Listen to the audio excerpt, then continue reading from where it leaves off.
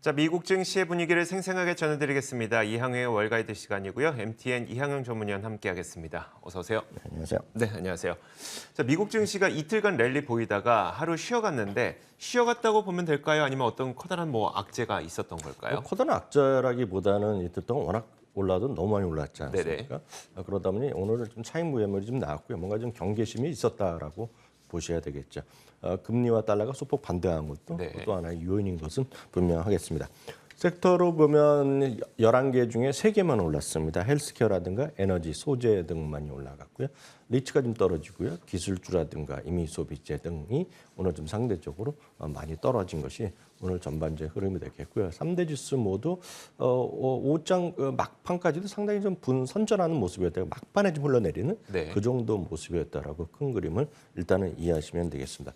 말씀드렸다시피요. 10년물 금리가 소폭 좀 반등하는 모습, 미국 달러도 마찬가지입니다. 그렇다고 해서 최근에 주세가 완전히 또 거슬리는 그런 부분은 아니었다라고 보셔야 되겠고요. 금값도 좀 금값은 다만 최근에 좀 반등세를 한 2, 3주째 이어지고 가고 있고요. 오늘도 마찬가지 흐름이 되겠습니다. 반면 오늘은 또 유가가 오늘 또 참 3% 정도 하락하는 것도 오늘 시장의 특징이 되겠고요. 비트코인이 최근 들어서 엄청나게 떨어지면서 시장의 분위기를 좀 싸늘하게 만들었던 요인 중에 분명히 하나인 건 분명한데요. 오늘도 비트코인 가격은 큰 재미가 없었다라고 일단 이해하시면 되겠네요. 알겠습니다. 쉬어갔다고는 하지만 사실 지난밤 사이에 연준 이사들이 했던 발언들도 시장에 어느 정도 영향이 있었을 것 같거든요. 어떤 말을 했을까요? 네, 맞습니다. 연방은행 총재뿐만 아니라 연준에 소속돼 있는 분들의 의견이 다양하게 이제 표출될 수밖에 없는 시기적 특성이 있습니다. 약간은 상반된 시각이 나왔기 때문에 한 명 얘기가 흘러나올 때마다 주가에 좀 위아래로 일단은 진폭에 영향을 미쳤다라고 보셔야 되겠습니다. 연준 이사인 크리스토퍼 윌러죠. 일단은 우리가 이제 연준의 이제 거버너라고 우리가 영어로 표현을 하고 있는데요. 한마디로 그 연준에 대한 어떤 입장을 여전히 잊어버리면 안 된다 얘기가 이제 타이틀로 잡히고 있겠고요. 지난주에 소위 인플레이션율이 7.7%가 나왔습니다. 그래서 생각보다 좀 낮게 나온 거 아닙니까? 다만 그에 대해서 이틀 동안 주가가 나스닥은 급등하면서 9% 이상 올랐단 말이죠. 주간 8% 올라갔는데 이런 걸 포함해서 시장에서의 반응이 상당히 좀 과도하다란 일부의 좀 해석 우려가 분명히 피력될 거고요. 금리의 지금 인상 마무리가 그렇게 쉽게 끝날 것이 아니다. 네네. 아직 갈 길이 멀다라는 기본적인 표현이었습니다. 그런 것도 시장의 좀 부담 요인이었다고 보셔야 되겠고요.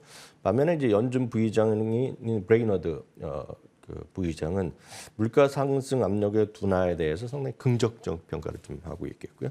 조만간 금리 인상의 속도를 낮출 수가 있다는 얘기를 강조했기 때문에 약간은 상반된 시각이 오늘 나왔고요. 그런 것들도 모두 시장에서 오늘 혼조로 마감되는 그런 어떤 계기가 된 것은 분명하다라고 저는 생각하고 있습니다. 알겠습니다. 시장 전반적인 움직임 살펴봤으니까 이제부터는 종목별 움직임 살펴봐야 되겠다. 어떤 종목들이 눈에 띄었을까요? 최근에 어떤 콘텐츠 쪽에서 잘 나가는 것은 넷플릭스고요. 그렇죠. 재미없는 것은 디즈니입니다. 특히 디즈니는 실적이 상당히 좀 실망스러운 실적 쇼크 그 이상의 쇼크가 나왔는데요. 그러다 보니 회사에서도 일단은 이제 구조 조정이 나오는 거죠. 사실상 구조 조정 하기 전에 사람의 인적 자원을 줄이기 전에는 항상 이제 경비를 이제 줄인다는 얘기 하는 겁니다. 그러니까 우리나라도 그런 일이 아마 직장 생활 하시는 분도 마찬가지, 사업을 하시는 분들도 약간 좋을 때랑 나쁠 때의 차이는 약간 뭔가 좀 분위기를 다잡는 차원에서 방만한 경비를 줄이자는 얘기를 그렇죠. 많이 하거든요. 똑같습니다. 미국 사람들도. 그러다 보니 일단 다양한 경비를 좀 줄이자 얘기를 하고 있고요.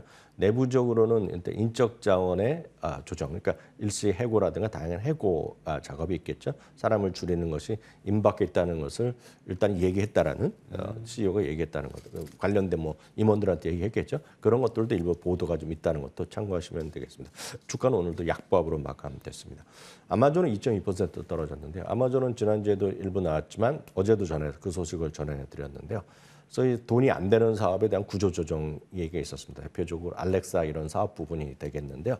뿐만 아니라 지금 10,000명 정도의 그 구조조정이 조만간 발표될 거. 이런 네네. 것들도 오늘 또 주식시장에 좀 악재로 반영되면서 2%가 떨어졌습니다. 최근 들어서 아마존은 주가가 고점대 워낙 많이 반토막 수준까지 떨어져 있는데요. 그러다 보니 뱅크 오브 아메리카가 강력 매수해서 지금 종목을 제외시켰습니다. 지난주에 테슬라가 종목에서 제외된 곳이 있었는데요. 그런 것들이 오늘은 뱅크 오브 아메리카에서 강력 매수 리스트에서 아마존을 제외했고요. 테슬라는 2.5%또 떨어졌습니다. 뱅크 오브 아메리카 역시 목표 주가를 325에서 275로 꽤 많이 줄여놨습니다. 거의 15% 정도 이상 줄였고요. 중립 의견을 갖고 있는데 여전히 재확인했습니다. 내년에도 테슬라에 대해서 공급망 인수가 여전할 것이다 얘기를 경고를 했습니다. 한편 이번 주에 가장 큰 관심은 아마 엔비디아에 관심이 많으실 것 같은데요. 오늘은 AMD에 대한 것이 오늘 주가가 긍정적으로 1.6% 올라갔습니다. 베어드나 UBS 두 곳에서 모두 중립에서 매수로 상향했고요. 베어드는 65에서 100%, 100달러로 엄청나게 주가로 목표 주가 올려놨고요. UBS도 75에서 95달러로 올려놨습니다. PC가 2분기 연속 지금 재미없는데요. 네네. 회사에서는 소위 데이터 센터에 대한 자신감이 여러 차례 필요했겠고요. 여기에 대한 이제 그래픽 칩의 얘기가 좀 솔솔 나오고 있는데요. 그에 대한 기대감이 분명히 있습니다. 한편 인텔과의 격차를 더 벌일 수 있다는 것이 시각이 되겠고요. 앞서 잠깐 얘기해드렸던 넷플릭스는 지난주에 어떤 광고를 기반한 구독 서비스가 시작됐습니다. 많은 시청자분들이 어떤 반응은 뭐 각자 생각이 다를 것 같은데요. JP모건에서 긍정적 출발을 얘기했다라고 말씀드렸는데요. 오늘까지 상승세가 이지면서 오늘 3%가 올라가는 그런 모습을 보여주었습니다. 알겠습니다. 자, 그 지난주부터 이제 미국 시장이 급격하게 좋아지다 보니까 희망을 갖고 계시는 분들 많을 텐데 월가에서도 같을까요? 아니면 좀 경고의 목소리가 나올까요? 경고의 목소리가 여전히 분명히 있죠. 좋다고만 할 수 없는데요. 사트 프론트에 대한 나일스는 나름 긍정적인 얘기를 하면서 어제랑 비슷한 얘기를 하고 있죠. 11월에 CPI가 12월 13일인데요. 그때까지는 단기적인 랠리의 가능성이 있다라고 얘기를 하고 있습니다. 반면에 UBS의 아트캐시는 이거 저점을 다시 곧 테스트할 수 있다는 얘기를 하고 있는데요. 오늘 그보다는 업계에서 작년 말부터 올해 들어서 가장 시장에서 정확하게 예측했다는 것들 그리고 기관 투자 서베이라는 곳에서 설문조사에서 지금 베스트 스트래티스트 투자 전략가로 뽑힌 마이클 리슨이 내년도 전망을 냈는데 그거에 대해서 간단히 말씀드리겠습니다. S&P 500은 최근에 한 2, 3주 전부터 해서 단기 반등 랠리를 가능성은 분명히 얘기를 하고 있습니다. 그래서 201선을 얘기하고 있기 때문에 이게 4,100선이거든요. 그러니까 그 정도까지 반등은 여전히 충분하다는 얘기를 기본적으로 갖고 있는데요. 일단 저점은 내년 초에 다시 올 것이다 얘기를 하고 있습니다. 그래서 내년 1분기가 저점이고 3,000에서 3,300 수준을 다시 한번 갈 거다 얘기를 하고 있습니다. 3,000이면 이제 저점을 다시 깨지는 거라고 네네. 되겠고요. 내년 말 지수가 3,900입니다. 그렇기 때문에 내년 말 지수가 지금이랑 큰 차이가 없다는 얘기하고 있고요. 가장 기본이 되는 것은 지금의 내년도의 기업이익 전망이 업계랑 완전히 딴판이다라고 보셔야 되겠습니다. 지금 참고적으로 내년도의 기업이익 전망의 평균치가 220달러 정도 되는데요. 그것도 많이 내려왔는데요. 지금 그것이 모건 스탠리는 195달러입니다. 기존 대비 또 8% 내려서 올해 전망 대비 11% 하락이 낮고요. 컨센서스 대비보다도 16%가 낮은 겁니다. 그래서 이렇게 낮게 보고 있기 때문에 지수를 낮게 볼 수밖에 없다는 것이 되겠고요. 그래서 이런 것이 충분히 반영되기 전까지는 기본적으로 보면 보수적 대응이 불가피하다는 시각을 견지하고 있습니다. 알겠습니다. 말씀드렸던 것처럼 많이 오르긴 했습니다. 많이 반등하긴 했습니다만 여전히 월가에서는 경고의 목소리가 계속 나오고 있습니다. 자, 미국 시장의 분위기를 생생하게 전해드렸습니다. 이항영의 월가이드 MTN 이항영 전문위원과 함께했습니다. 고맙습니다.